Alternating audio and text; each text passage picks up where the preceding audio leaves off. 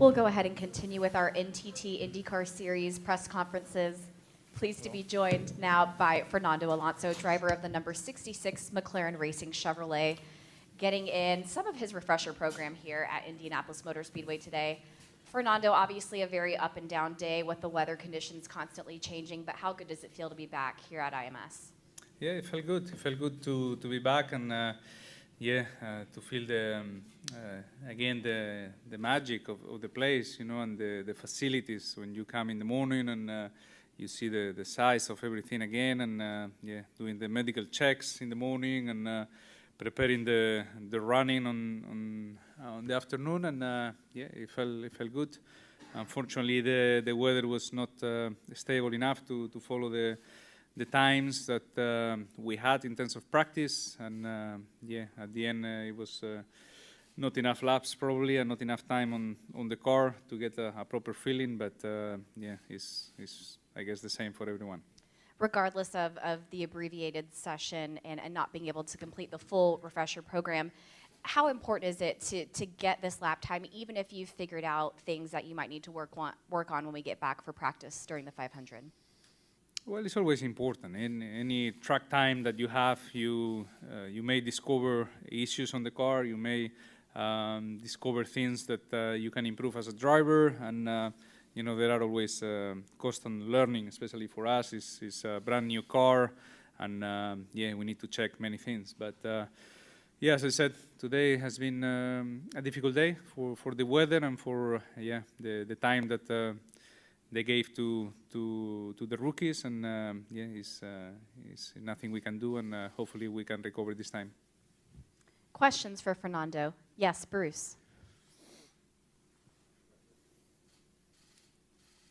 Was it a frustrating day because of all the waiting around because of the weather, and then you couldn't really get out because of the issue with the car? I mean, in your other series in Formula One or even in sports cars, the show goes on whether it rains or not. It was frustrating for everyone, I guess. For us, obviously, we lost a little bit of time at the beginning, but this was more or less expected because, as I said, it was a brand new chassis, a brand new car. Everything fit in the last week, so we expect to run slowly, step by step. We're doing short runs at the beginning, and it's what we did.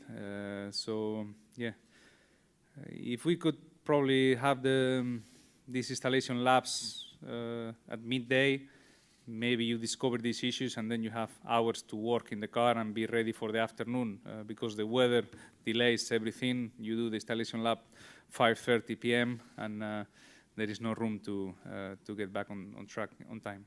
What was the issue with the car? Some electrical issue, but not clear what yet. Other questions for Fernando? Yes, Phil. You still sound encouraged, even though you're still working through an awful lot. You still sound genuinely happy to be back here, even though there's a lot of work ahead. Yeah, I'm happy. I'm happy to be back here because this place is. Because this place is great. The event is going to be amazing. You know, the 2 weeks here. Today, as I said, you know, we were slow because the weather and some of the decisions that people made in terms of running time and things like that. So, not enough laps. Fernando, this is a full McLaren effort this year versus your Andretti partnership the last time. What's been maybe a bigger challenge or the biggest difference this time around? Well, basically, I think is a bigger challenge, no doubts. I think we have to do everything by ourselves, and you know, not only in terms of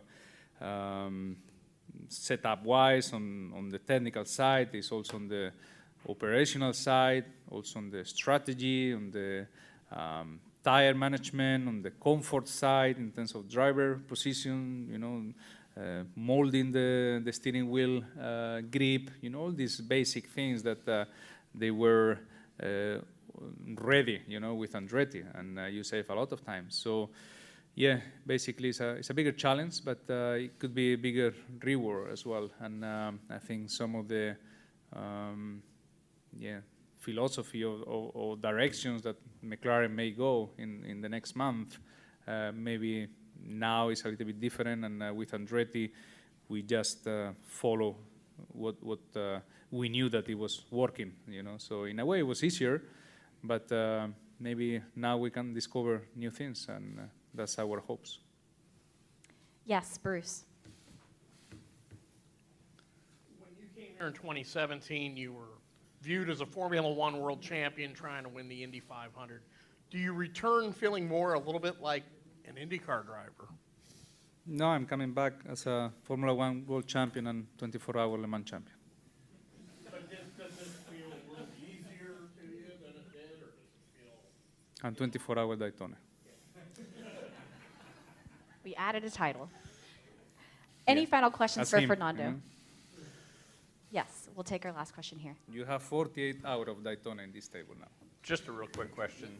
When you come here preparing for the oval, do you have to take a moment to kind of reset your brain a little bit in terms of how you handle the car here versus Le Mans or 24 hours at Daytona or anything like that? Is there a complete mindset change, or the way you think and perceive how you're going to approach this track? No, absolutely.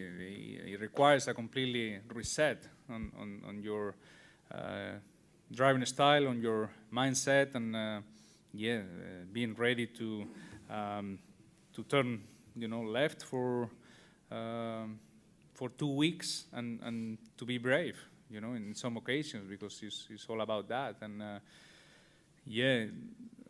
obviously I had the test in Texas 2 weeks ago, so that more or less prepare yourself to oval racing again, and couple of good sessions on the simulator as well in Charlotte. So, you know, it was not too difficult today because of that preparation. So yeah, it should be okay.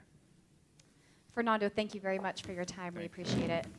And we'll welcome in your very patient companion sitting next to you, Colton Herta, driving the number 88 Harding Steinbrenner Racing Honda here at Indianapolis Motor Speedway, completing his rookie orientation program here at IMS. Colton, first of all, congratulations on completing all of the phases of ROP.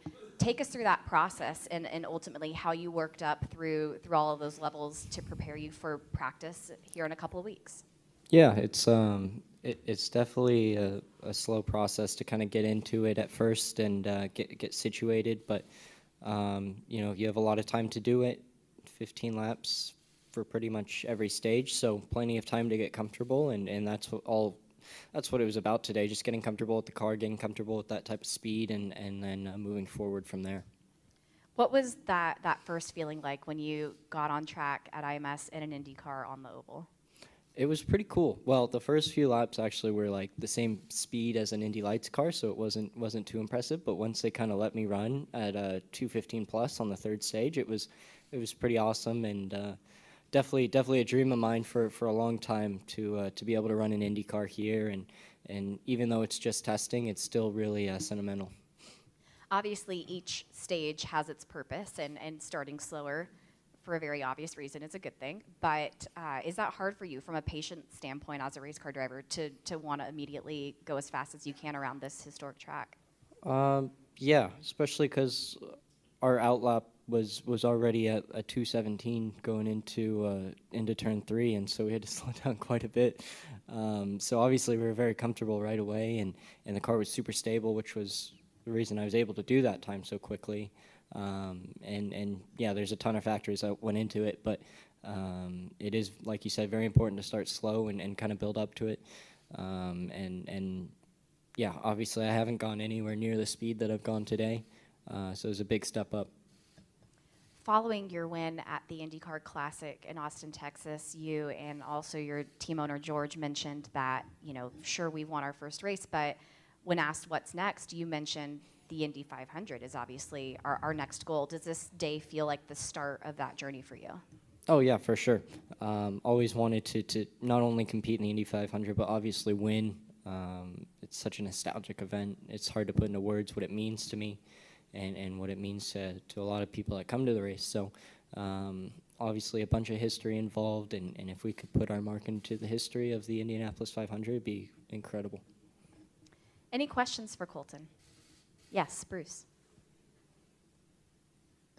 You've grown up in a racing family. You've known race drivers that were friends of your dad, you know, so you probably don't get wowed very much. But when you're sitting next to Fernando Alonso, do you kind of sit there and go, yeah, it's pretty cool? Yeah, it's cool, but I don't see it that way just because I have to beat him. So I don't really see it that way. No. Maybe if I was at a Grand Prix weekend, maybe a bit more, but not on these weekends. Especially because he's kind of coming into my playground now. He's coming into our playground in America. So maybe if I was over in Europe and saw him, yes, that would be pretty cool, but it's different here. Any other questions for Colton? Yes, Lucille. Colton, what did the AFP do to your driving? The AFP? The new device in front of you Oh. that's protecting your... Is that what it's called? I've been calling it the head protector the whole time. I didn't know what it was. Nothing. I heard some guys, it kind of diverted the wind a different way, so it was kind of moving around people's heads, so they had to change up their wickers and stuff on their helmet, but I had a little bit of that problem, so I'll probably change it a little bit for the next time we come here. But as a sight thing, you could see perfectly fine. It's not that big of a deal. Maybe it takes a lap to adjust. And I think the biggest thing what I heard was from other guys that coming into the box, it's a little different because you're kind of looking forward instead of looking off to the left, like when you're on track. But I didn't feel like it was a problem at all. Any final questions for Colton? Yes, Bruce. To get this exercise out of the way, now you can come back in 2 weeks and, you know, go for it. How big a relief is that? It's nice. You know, obviously we were kind of looking at it today, and it was raining a lot. We weren't sure if we were going to be able to get it done, which kind of would have cut into our practice time once we got into May. But, yeah, it's nice to just that's what this day was all about, just getting that program done, getting comfortable, and obviously getting above 2:15 to complete it and go from there. You know, if we ended the day just finishing it or we ended the day super quick, it wouldn't have mattered. We still have the same mindset and same focus going into May. Colton, thank you very much for your time. Congratulations.